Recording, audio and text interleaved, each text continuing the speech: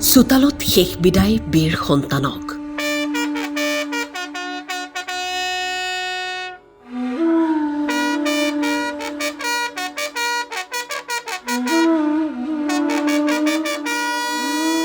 পিতৃৰ কোলাত খেলিবলৈ নাপালে নমহীয়া পুত্ৰই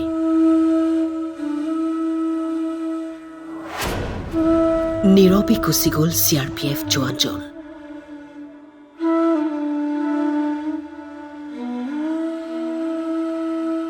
বাক্সা জিলাৰ মুছলপুৰত শোকৰ ছাঁ পুত্ৰ আৰু কন্যা ৰৈ থাকিল পত্নীয়ে বাট চাই থাকিল কিন্তু বহিৰ্ৰাজ্যৰ পৰা আহিল অসম মাতৃৰ বীৰ সন্তানৰ মৃতদেহ বহিৰ্ৰাজ্যত কৰ্তব্যৰত অৱস্থাত অকাল মৃত্যুক আঁকোৱালি ল'লে বাক্সাৰ চন্দন ডেকাই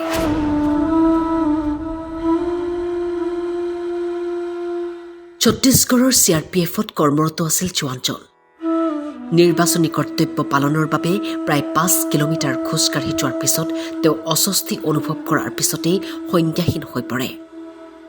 ততালিকৈ তেওঁক চিকিৎসালয়ত ভৰ্তি কৰোৱা হয় যদিও স্বাস্থ্যৰ অধিক অৱনতি ঘটে আৰু তাতেই মৃত্যু হয় CRPF জোৱানজনৰ একেলগে আছিল ন হেডকোৱাৰ্টাৰত থকা আছিল মানে ইলেকশ্যন ডিউটি আছিলে না ইলেকশ্যন ডিউটিত গৈছিলে বাহিৰত ডিউটি মানে তাৰে মানে বতৰটো অলপ গৰম নে এই গৰমত মানে ডিউটি যাওঁতে অলপ কিবা হ'ল নেকি বোধ হয় তেনেকৈ ডিউটিততো মই যোৱা নাছিলোঁ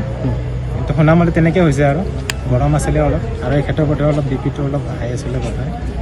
বাকীখিনিতো ডিউটিত গৈ থকা সময়ত তাৰমানে অলপ মোৰ ঘৰুৱা নিচিনা হ'ল তাৰপিছত তেনেকৈ হাত ভৰিবিলাক কঁপি উঠিলে তাৰপিছত মানে হস্পিটেলত নিবৰ সময়খিনি নেপালে আৰু তেওঁৰ মৃতদেহ স্বগৃহলৈ অনাৰ পিছত অগণন গুণমুগ্ধই শেষ বিদায় দিবলৈ আহে আৰু সামৰিক মৰ্যাদাৰে শেষকৃত্য সম্পন্ন হয় জোৱানজনৰ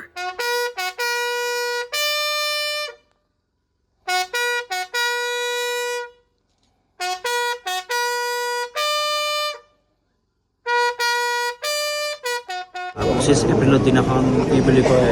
মানে ছত্তীশগড়ৰ পৰা ইলেকশ্যন ভোটৰ কাৰণে 13 কি বুলি কয় কেম্পলৈকে গৈ আছিলে স্কুল এখনলৈকে ভোটৰ কাৰণে যোৱা টাইমখিনিতো গাড়ীতে গৈছিলে তাৰপাছত 5 কিলোমিটাৰ ডিষ্টেঞ্চ খোজকাঢ়ি গ'ল তাৰমানে খোজকাঢ়ি যোৱাৰ পাছত এই মূৰ ঘূৰাই কিনে তেখেতৰ মানে এনেকুৱা হ'ল আৰু সেইখিনিতে ডেথ হোৱা আপোনাৰ দাদা হয় মোৰ দাদা কিমান বছৰ চাকৰি তেওঁ 2003ত ভৰ্তি হৈছিলে নমাইলত আৰু বেছি নাছিলে আৰু ভলেণ্টাৰীৰ লগত সময়খিনি হৈছিলে হাবিলা বস্তু আছিলে ছত্তীশগড়ত আছিলে লাইফ বৌ দাদাৰ আৰু কি বুলি কয় ডাঙৰ ছোৱালীজনী আৰু সৰু ল'ৰা এটা আছে নমহীয়া চন্দন ডেকাই মৃত্যুৰ সময়ত তেওঁৰ পত্নী লগতে এটি কন্যা সন্তান আৰু 9মহীয়া পুত্ৰক এৰি থৈ যায় বাক্সাৰ পৰা নন্দ বুঢ়াথকী ছেত্ৰীৰ ৰিপৰ্ট টাইম 8